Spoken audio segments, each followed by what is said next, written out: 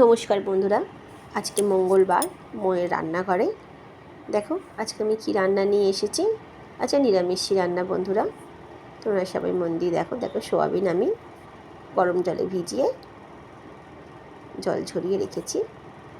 আদা নিয়েছি, রসুন নিয়েছি, কাঁচা লঙ্কা, একটা ছোট টমেটো, লবঙ্গ, দারুচিনি আর ছোটো এলাচ আর তেজপাতা, আর আলু আমি ছোটো ছোটো করে কেটে নিয়েছি। আর কি দেবো? আর দেবো কাশ্মীরি লাল লঙ্কার গুঁড়ো। আচ্ছা, নিরামিষি সোয়াবিনের তরকারি করব। আমি গ্যাস চালিয়ে দিয়েছি, কড়া বসিয়ে দিয়েছি। কড়া গরম হলে আমি আজকে রান্নাটা বন্ধুরা রিফাইন তেলে করছি। দেখো, প্রথমে একটা পেস্ট তৈরি করে নেব। আদা, রসুন, কাঁচা লঙ্কা, টমেটো খুব সাধারণভাবে করেছি বন্ধুরা আজকে, জানো তো, একদম ঘরোয়া পদ্ধতিতে, একদম সাধারণভাবে, তেমন কিচ্ছু দিইনি। আর একটু কাশ্মীরি লাল লঙ্কার গুঁড়ো দিয়েছি। তোমরা পুরো রান্নাটা দেখো বন্ধুরা, যদি তোমাদের ভালো লাগে আমাকে কমেন্ট করে জানাবে, আর লাইক, শেয়ার, সাবস্ক্রাইব করে দেবে। অনেক অনেক শেয়ার করে দাও বন্ধুরা।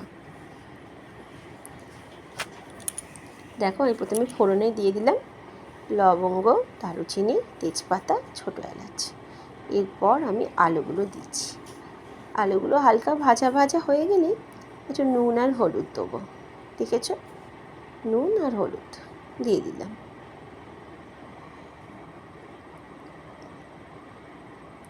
এবার এইটা আমরা একটুখানি চাপা দিয়ে, অল্প আঁচে চাপা দিয়ে ভাজবো। দেখো, আমার পেস্ট হয়ে গেছে। ওর মধ্যে একটু ধনে গুঁড়ো আর একটু জিরে গুঁড়ো, ব্যাস, শুধু এতটুকু মশলাই হয়েছে। দেখো, আমার আলু চাপা দিয়ে ভাজতে ভাজতে না আমার আলু সেদ্ধ হয়ে গেছে। দেখো বন্ধুরা, আলু আমার সেদ্ধ হয়ে গেছে। এরপর আমি কি করছি, দেখো, যে মশলাটা ছিল সেই মশলাটা আমি দিয়ে দিয়েছি, আর সেই যে বাটিটা ধোয়া জলটাও আমি দিয়ে দিয়েছি। এরপর দেখো কি সুন্দর একটা কালার এসেছে না? অথচ আমি কাঁচা লঙ্কারই করছি, খালি রঙের জন্য একটুখানি কাশ্মীরি লাল লঙ্কার গুঁড়ো দিয়েছি। দেখো, আমার তেল ছেড়ে দিয়েছে, আমার মশলাটা প্রায় কষা হয়ে গেছে। দেখো, আমার একদম আলু সেদ্ধ হয়ে গেছে, দেখেছো? ঘি, গরম মশলা সবার লাস্টে দিয়ে সোয়াবিনের তরকারিটা করবে, খুব ভালো লাগবে খেতে নিরামিষের দিনে। দেখো, এবার সোয়াবিনটা আমি দিয়ে দিলাম। দেখো, সোয়াবিনটা দিয়ে দিলাম। এরপর সোয়াবিনটা মশলার সাথে ভালো করে মিশিয়ে নেব।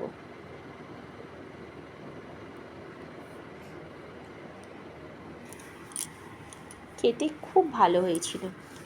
তোমরা এইভাবে বাড়িতে করবে, করে আমাকে কমেন্ট করে জানাবে তোমাদের এই রান্নাটা কেমন লাগলো। এবার অল্প, আমার আলু কিন্তু সেদ্ধ হয়েই গেছে, তবুও আমি একটু অল্প করে জল দিলাম। আর দেখো, স্বাদ ব্যালেন্স রাখার জন্য আমি অল্প চিনি দিলাম। আর নামানোর আগে ঘি আর গরম মশলা, ব্যাস, রান্না শেষ।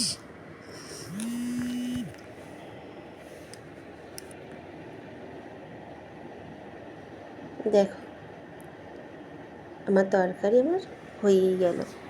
এরপর গরম মশলা দিয়ে দিলাম। একটু জল থাকতে থাকতে আমি বন্ধ করে দেবো, কেন বলো তো?